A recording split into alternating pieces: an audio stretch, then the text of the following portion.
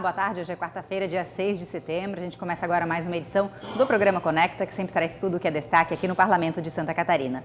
Eu sou Deluana Bus, jornalista da TV da Assembleia Legislativa. Aqui comigo está o meu colega Marcelo Espinosa, da Agência de Notícias do Parlamento. Boa tarde, Marcelo. Olá, Deluana. Olá, você que nos acompanha pela TV ao vivo, no nosso sinal aberto na Grande Florianópolis ou em Blumenau, ou ainda pelo canal no YouTube. Lembrando também que o programa Conecta é transmitido pela Rádio da UDESC, Universidade do Estado de Santa Catarina, nas cidades de Florianópolis, Lages e Joinville.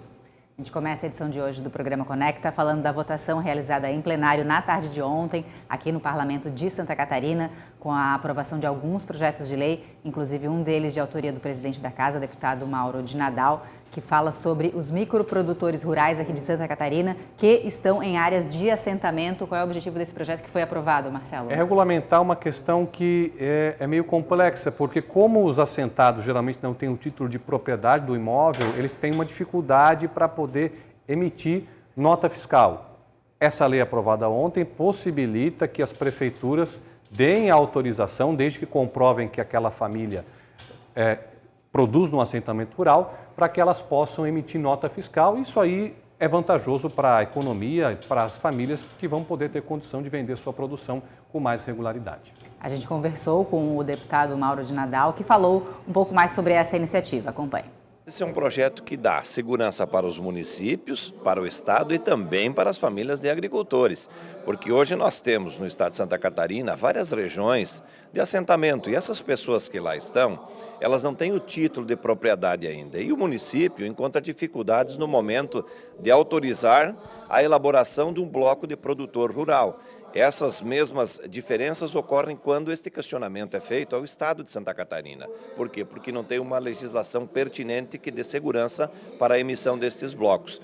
O projeto agora dá esta oportunidade para que os prefeitos municipais firmem uma declaração autorizativa e a família consiga ter o bloco de produtor rural, fazer a comercialização daquilo que é a sua produção agrícola aqui em Santa Catarina, melhorando o movimento econômico dos nossos municípios e, em consequência, o movimento econômico do Estado catarinense. Lembrando que com a aprovação agora em plenário, o projeto segue para a sanção do governador para então ser transformado em lei. E também na tarde de ontem, os deputados aprovaram uma outra proposta de autoria do deputado Padre Pedro Baldiceira, que cria o sistema de arquivos aqui em Santa Catarina. Esse projeto ele altera a lei que criou o Sistema Estadual de Cultura, uma lei de 2019 que instituiu dois sistemas dentro desse sistema maior, o de bibliotecas e o de museus. O Padre Pedro propôs a instauração de um terceiro sistema, o de arquivos, que não deixa de estar correlacionado com o de bibliotecas e museus, porque tem o objetivo aí de guardar a memória, de preservar documentos importantes que contam a história dos municípios catarinenses e, por consequência, do Estado. A gente também conversou com o autor dessa proposta, o deputado Padre Pedro Baldiceira, que falou um pouquinho mais sobre essa iniciativa. A importância de termos a questão dos arquivos é que através deles nós guardamos a memória, a história de toda a caminhada que diz respeito à nossa cultura no estado de Santa Catarina. E ao mesmo tempo também serve de incentivo para que os nossos municípios também o façam, que lá também possam cuidar desta parte, né? Guardar esta memória e ao mesmo tempo também permitir o acesso à nossa população. Esse também projeto aprovado na tarde de ontem em plenário, que agora segue para a sanção do governador para ser transformado em lei. E hoje de manhã, aqui no Parlamento, a gente teve reunião da Comissão de Finanças e Tributação, também com a análise e a aprovação de alguns projetos de lei, inclusive um deles de autoria do deputado Ivan Nates, que altera a lei das taxas de serviços judiciais aqui em Santa Catarina, um projeto que teve a relatoria do deputado Lucas Neves, que falou um pouco mais sobre essa iniciativa. Acompanhe. A função do advogado é essencial à justiça. A advocacia é um caminho para que a população tenha acesso à justiça. Então, esse projeto vem para ajudar nisso. Hoje, em Santa Catarina, quando um advogado entra com um processo, logo no início do processo, para dar entrada, ele já tem que fazer o pagamento das taxas. Só que isso, cada estado pode fazer o seu regimento, né, a definição de como é feito esse recolhimento. Por isso que em Santa Catarina agora existe a proposição de fazer um ajuste em relação a isso, que foi o que nós aprovamos hoje na Comissão de Finanças. Com esse projeto de lei sendo aprovado, esse recolhimento de taxas poderá ser feito ao fim do processo. quando se recebe, por exemplo, os valores da causa. Então, desta forma, facilita para o advogado e, consequentemente, também vai facilitar para as pessoas que demandam do trabalho do advogado. Esse projeto, então, segue tramitando em outras comissões aqui do Parlamento e a gente também segue acompanhando essa tramitação. E ainda hoje de manhã, durante essa reunião da Comissão de Finanças e Tributação, os deputados receberam a presença do secretário de Estado da Fazenda, Cleverson Sievert, que veio apresentar um balanço aqui da situação de Santa Catarina, Marcelo. É uma exigência da legislação, o secretário da Fazenda ou seu representante devem vir à Assembleia com uma determinada frequência para apresentar o comportamento das contas do Estado.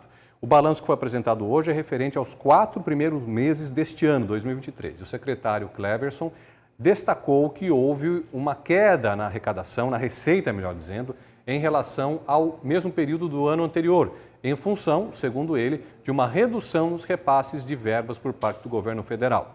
O secretário argumentou que nos anos anteriores, em especial 2020 e 2021, houve um repasse maior em função da pandemia e também do crescimento da inflação de recursos por parte da União, além, evidentemente, daquela, digamos assim, daquela suspensão do pagamento temporário da dívida do Estado com a União.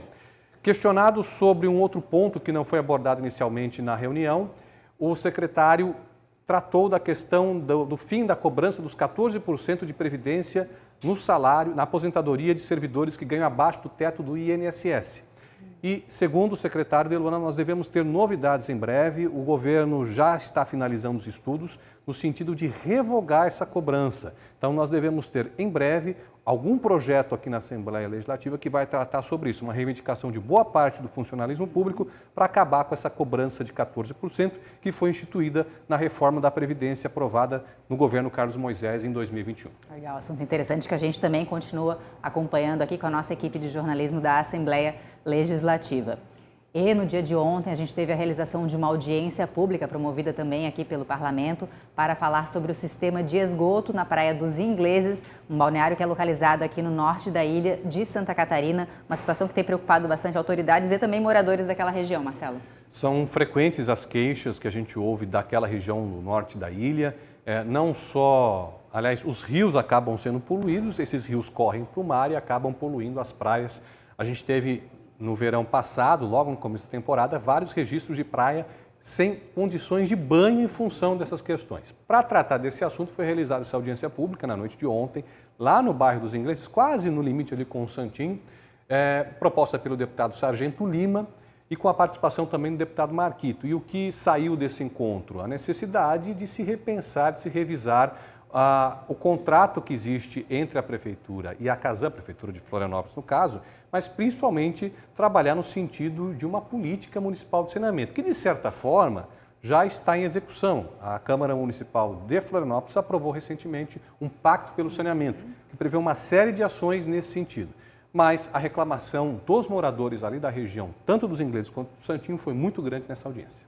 A gente acompanhou essa audiência realizada ontem e conversamos com o deputado Marquito do PSOL, que falou um pouco mais sobre a situação.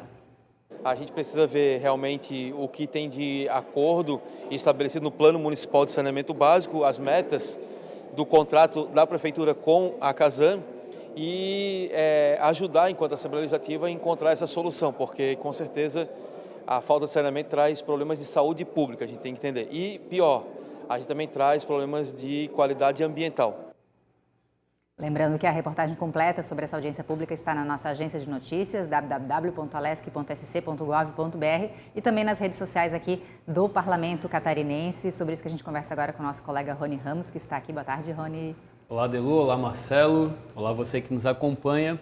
Hoje, no quadro Deputado nas Redes, a gente traz o deputado Marcos da Rosa, que é da região do Vale do Itajaí. Ele faz um post sobre a votação para os conselheiros tutelares que vai acontecer agora no dia 1º de outubro. Ele fala da importância aí do papel desses cidadãos que são eleitos representantes aí para atuar junto aos direitos da criança e do adolescente nos municípios. Ele também coloca o gabinete, a assessoria à disposição para quem quiser mais esclarecimentos também e sobre locais de votação onde o cidadão pode fazer também exercer esse direito, né? Você pode acessar o @deputado Marcos da Rosa no Instagram para conferir.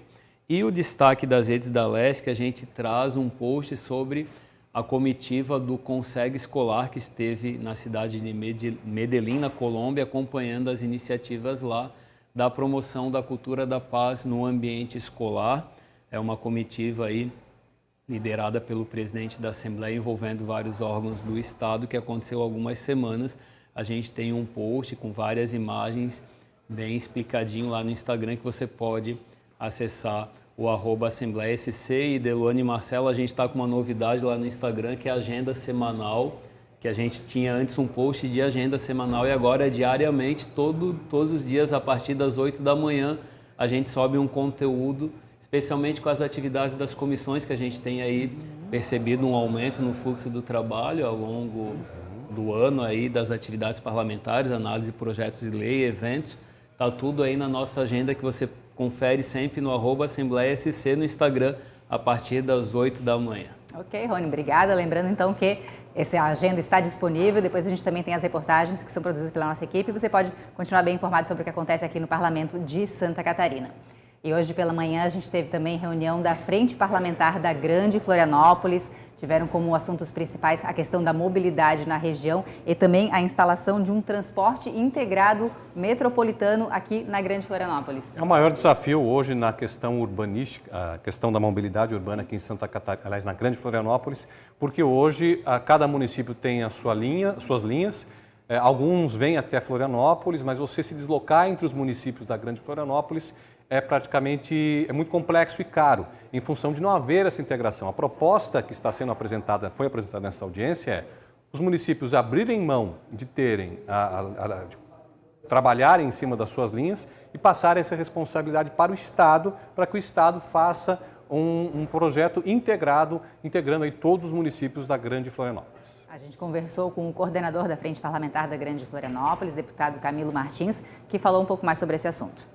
A nossa ideia é um transporte público integrado, com tarifa única, que tenha a verdadeira integração, que o morador lá de Palhoça, que queira ir a São Pedro de Alcântara, não precise hoje, como é hoje, vir à ilha de Santa Catarina, mudar de ônibus e em outro terminal pagar outra tarifa. Nós temos que ter integração e é isso que nós vamos debater hoje, porque o ônibus hoje é caro, como eu falei, é moroso, está sempre lotado, não tem ar-condicionado, então são vários fatores que fazem com que as pessoas saiam do transporte público e vão para outros transportes.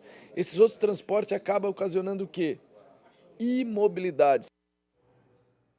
E na tarde de ontem a gente teve o lançamento de uma nova frente parlamentar de apoio à atividade da silvicultura aqui no estado de Santa Catarina. A gente conversou com o coordenador da frente, o deputado José Milton Schaefer, que falou um pouco mais sobre como vai ser esse trabalho. Acompanhe. O objetivo da Frente Parlamentar da Silvicultura, né, é ter aqui na Assembleia um grupo de parlamentares, né, que, debatendo aí com o setor, venham buscar criar políticas públicas, né, de promoção, né, da silvicultura no estado de Santa Catarina, na divulgação de novas tecnologias, bem como também debater com toda a cadeia produtiva para valorizar, né, a silvicultura catarinense. Nós temos uma área de mais de 1 milhão de hectares cultivados com florestas em Santa Catarina, basicamente eucalipto e pinos, que juntos eles geram mais de 100 mil empregos direto. Então é uma cadeia produtiva muito significativa, que até então não tinha voz aqui no Parlamento catarinense. Lembrando, então, que todos esses assuntos estão na nossa agência de notícia e também repercutindo nas redes sociais aqui do Parlamento catarinense e reforçando também que hoje é dia de sessão ordinária aqui no Parlamento com transmissão pela TVAL e também pelo nosso canal do YouTube a partir das 2 horas da tarde. E hoje, de maneira extraordinária, a gente também vai contar com a presença do presidente da CASAM aqui no Parlamento catarinense, Marcelo.